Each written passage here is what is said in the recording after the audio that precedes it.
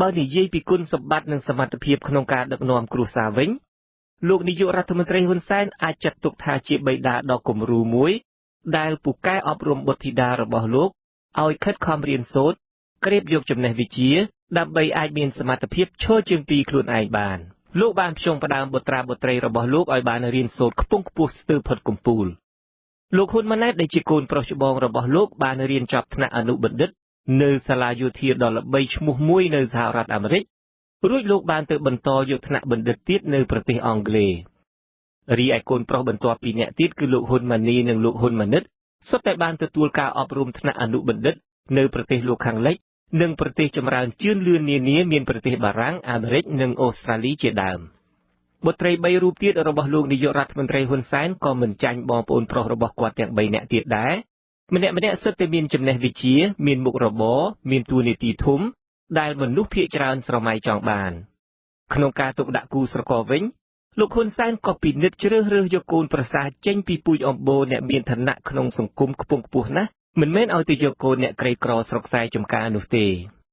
កិច្ចខិតខំប្រឹងប្រែងទាំងអស់នេះសុទ្ធតែជាការខំធានាឲ្យបានថាកូនចៅរបស់លោកមានលំនឹងទៅថ្ងៃអនាគតទោះជាផ្ចង់ផ្ដើមបុត្រាបុត្រីឲ្យមានចំណេះវិជ្ជាខ្ពង់ខ្ពស់មានទ្រព្យសម្បត្តិមានអំណាចបង្គួរឲ្យក្តីនៅពេលដែលលោកមានវ័យកាន់តែជ្រេនេះលោកបានចាប់ផ្ដើមស្វែងរកអំណាចធំជាងនេះដល់កូនរបស់លោកទាំងកូនប្រសារនិងកូនបង្កើតលោកហ៊ុនម៉ាណីកូនប្រុសបង្កើតរបស់លោកនឹងឈរឈ្មោះជាតំណាងរាស្ត្រមណ្ឌលកំពង់ស្ពឺឯលោកឌីវិជាកូនប្រុសរបស់លោកហុកឡុងឌីនិងជាកូនប្រសាររបស់លោកហ៊ុនសែននឹងឈរឈ្មោះជាតំណាងរាស្ត្រមណ្ឌលស្វាយរៀងនៅក្នុងការបោះឆ្នោតជាតិនាខែកក្កដាខាងមុខនេះជាការពិតណាស់កូនចៅរបស់លោកហ៊ុនសែនប្រសិនបើអត់ពីលោកទៅ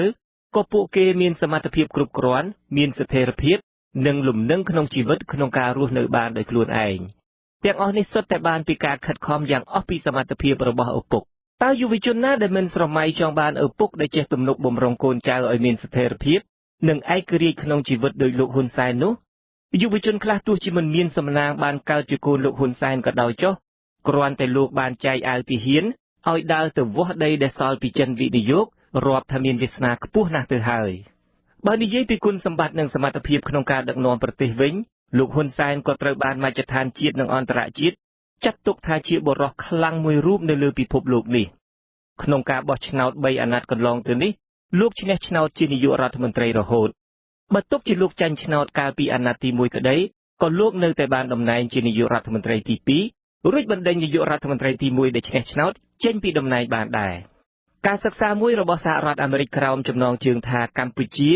ការសម្របសម្រួលឬអស្ថិរភាពរកឃើញថាលោកនាយករដ្ឋមន្ត្រីហ៊ុនសែននិងគណៈបកប្រជាជនកម្ពុជាដឹកនាំប្រទេសដោយយកតាមប្រព័ន្ធមួយបែបដែលគេឲ្យឈ្មោះថាទំនាក់ទំនងរវាងអ្នកឧបត្ថម្ភនិងអ្នកពឹងពាក់ឬជាភាសាអង់គ្លេសថា Patron Client Relationship ប្រព័ន្ធដឹកនាំនេះមានន័យថាអ្នកកាន់អំណាចដើរតួជាអ្នកឧបត្ថម្ភទៅលើអ្នកដែលស្វែងរកប្រយោជន៍ទាំងនេះរួមមានអំណាចបុណ្យស័ក្តិ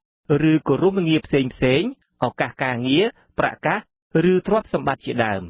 អ្នកដែលបានប្រយោជន៍ពីការឧបត្ថម្ភទាំងនេះត្រូវតែស្មោះស្ម័គ្រនឹងអ្នកឧបត្ថម្ភវិញស្មោះស្ម័គ្រកាន់តែខ្លាំងទទួលផលប្រយោជន៍កាន់តែច្រើនឯកសារបញ្ជាក់ថាគឺដោយការដឹកនាំតាមប្រព័ន្ធនេះហើយបានជាគណៈបកប្រជាជនកម្ពុជាអាចដាក់ការត្រួតត្រាទៅលើបុគ្គល